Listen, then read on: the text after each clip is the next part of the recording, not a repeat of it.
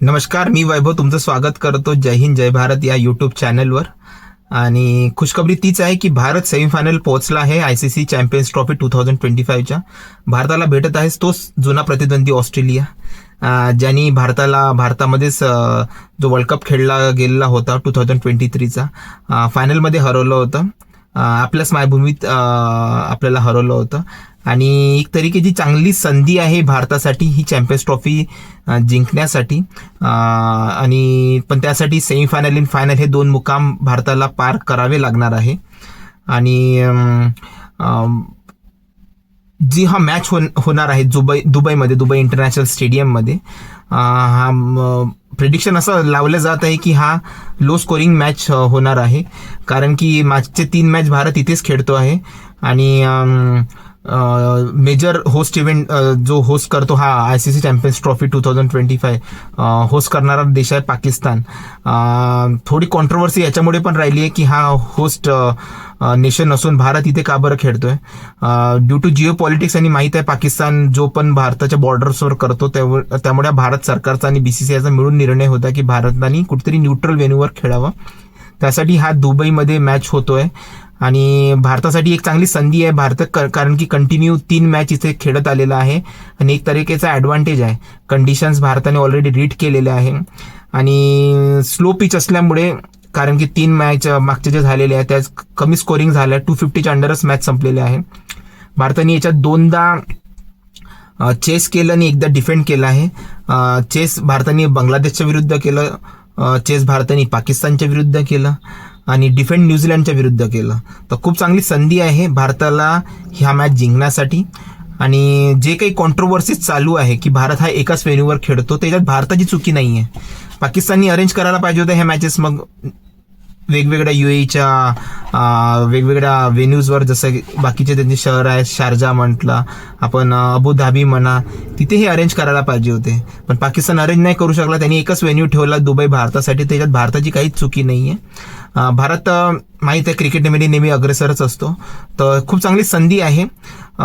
बाकी international players, commentators म्हणा, unnecessary controversy करत आहे, भारतावर दोष आरोप करत आहे. पण कॉन्ट्रोवर्सीचं फोकस न करता याला ॲज अ चॅलेंज घेऊन भारताने खेळलं पाहिजे. फोकस केला पाहिजे सेमीफायनल जिंकण्यावर, फोकस केलं पाहिजे चॅम्पियन्स ट्रॉफी जिंकण्यावर, कारण की रोहित शर्माच्या अंडर एक महत्त्वपूर्ण भारताच्या टीमला ही चांगली संधी आहे. ज्या ऑस्ट्रेलियानी भारताला हरवलं होतं वर्ल्ड कपच्या फायनलमध्ये, भारतामध्ये जो खेळला गेलेला होता, पुन्हा एकदा संधी आहे भारताला रोहित शर्माच्या अंडर खेळण्यासाठी, एखादा मोठ्या आयसीसी इव्हेंट ODI च्या फायनलमध्ये ऑस्ट्रेलियाला हरवण्यासाठी आणि ऑस्ट्रेलियाला बाहेर करण्यासाठी. भारताने मागच्या वर्षी T20 वर्ल्ड कप जिंकला होता वेस्ट इंडिजमध्ये under Rohit Sharma. Bharat world cup तर नाही जिंकू शकला, पण ही खूप चांगली संधी आहे भारताला चॅम्पियन्स ट्रॉफी जिंकण्यासाठी, कारण की हा चॅम्पियन्स ट्रॉफी एक तरीकेचा मिनी वर्ल्ड कप सारखा ओळखला जातो, म्हणून हा महत्त्वपूर्ण मानला जातो.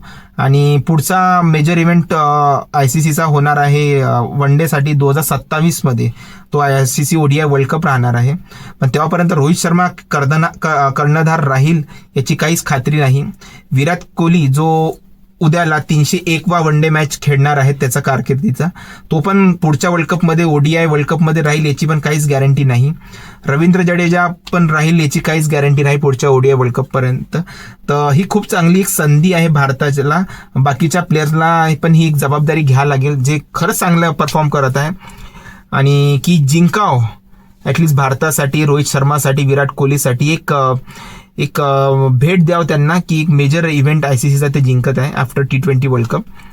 तर मी हेच उम्मीद करतो की सगळ्या कॉन्ट्रोवर्सीजला विसरून आपण हा सेमीफायनल जिंकावं, आपण नंतर हा चॅम्पियन्स ट्रॉफी पण जिंकावं आणि भारताला एक भेट द्यावं चांगलं. आणि जे जगात कॉन्ट्रोवर्सी चालू आहे सध्या भारतीय क्रिकेट आणि ह्या व्हेन्यूला धरून, तर प्लीज फोकस यावर ना करावं, फोकस करावं फक्त जिंकण्यावर.